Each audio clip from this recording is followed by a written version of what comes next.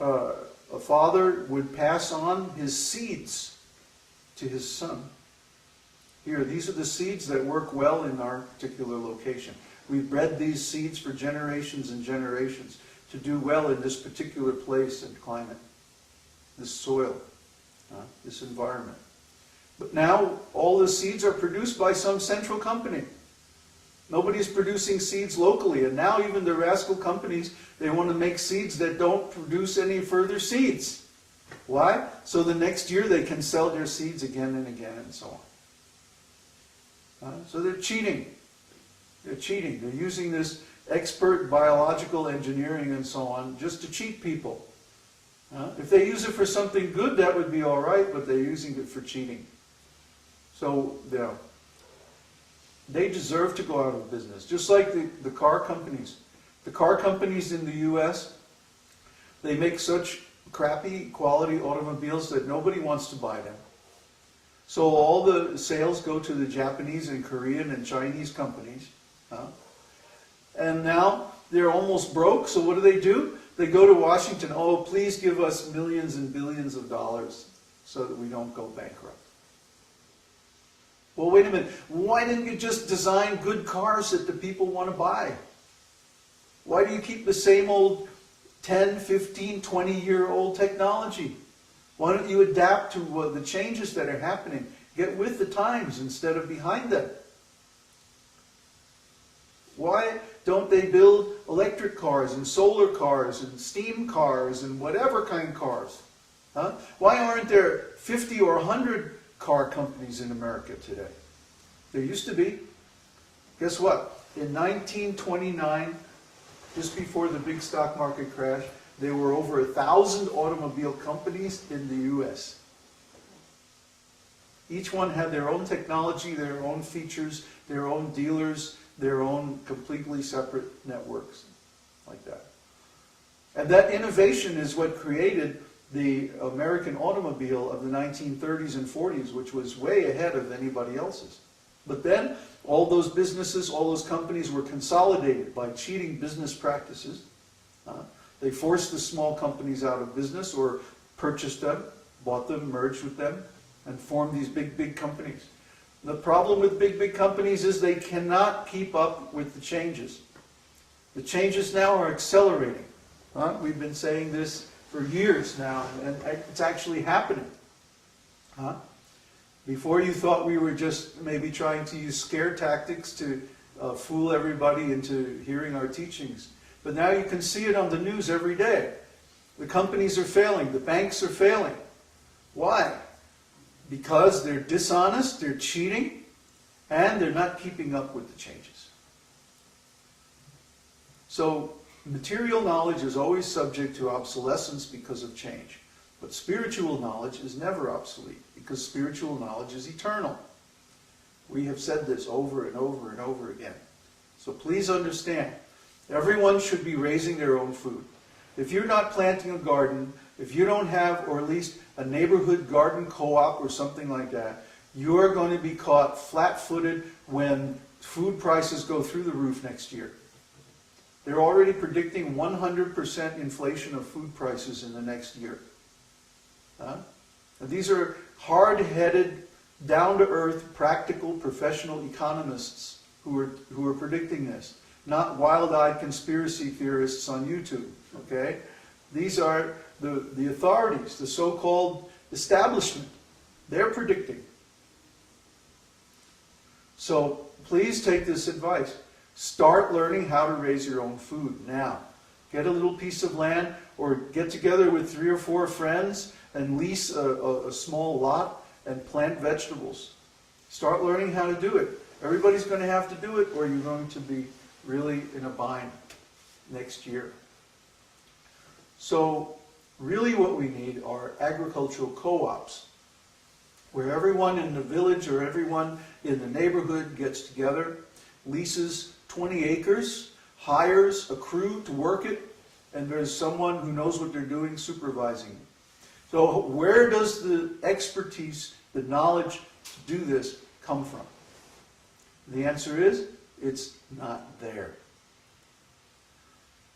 If you got together with your neighbors right now and you wanted to go out, okay, put our money together and lease a piece of land, and now we need, okay, we can get some people to work at minimum wage to work it, but where's the expertise going to come from? Where's the chief gardener who can design the crops and the whole thing? You can't find them because they don't exist. So as the pressure tightens and makes the demand for local grown produce increase more and more, where is it going to come from? Where are the expert gardeners that are needed to create this revolution so everybody doesn't go broke just buying salad at the local store? Well, the answer is we have to create a school to produce those people. Right now, believe it or not, there's a tremendous fad going amongst the young people in the U.S. of self-sufficient gardening.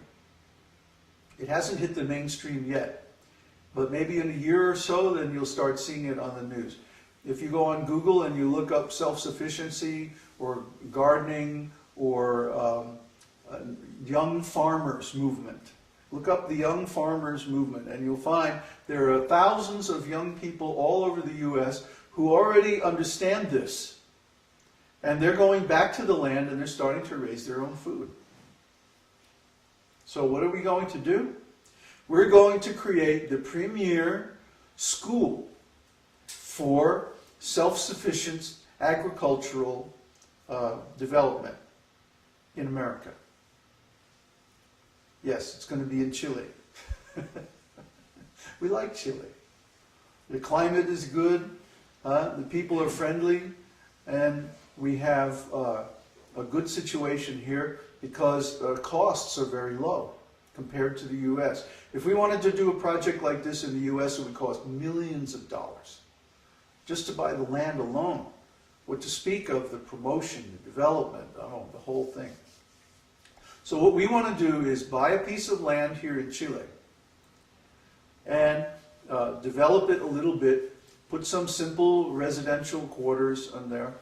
There'll be a monastery on one side of the land where the monks will live and the spiritual teachings will go on. And then there'll be another part separate where we'll invite teachers, the best teachers of sustainable agriculture from all over the world, and they will give courses and seminars and workshops and residential programs in how to build things simply using local materials, how to garden, raise your own food, how to design gardens for different climates, and so on and so forth. All these different topics. And we'll have people come from all over the world to take lessons with our school. So our school will become known as the premier institute for sustainable agriculture. Right now, where is there a school you can go to and learn sustainable agriculture? There are very few of them. Literally just a handful, maybe 5 or 6 in the whole world. So this is a great need, a tremendous need. And we want to fill this need proactively. As usual, we're looking at the future, knowing the trend. But in this case, the trend is very easy to spot. Now the question is, where is the money going to come from to buy the land and develop the whole scene? Well, that's simple too. You know, we've been working on stock trading. And without getting into too much detail, we have found a method of trading stocks and futures, actually, futures on the stock market, that is very, very profitable. And we're about to begin a trading program. Without getting into a lot of detail on it, we're basically using computers. Computers are very good at analyzing data and forecasting things. And so we've built a model that forecasts the way that the stock market is going to move. And basically, it's based on the idea of reversals. Why do people lose money in the stock market? Because it goes up, and just as people say, oh, it's going up, let's buy into it, it goes down. And then it starts going down, down, down, and people say, oh boy, it's going to crash. Let's short the market. And then what happens? It goes up. This is not an accident, folks. I was reading an article the other day on the Chicago Board of Trade website. If you're not into the stocks and financial community, you probably never heard of the Chicago Board of Trade. But they are an official stock exchange, and they issue what are called E-mini contracts. And this is what we trade. We trade these E-mini contracts on the Dow. So I was reading this article, and here's an analyst saying, right on the Chicago Board of Trade website, the official website for the stock exchange that issues the securities that we're trading, and he says, the stock market is designed to fool small investors into losing their money. He says it.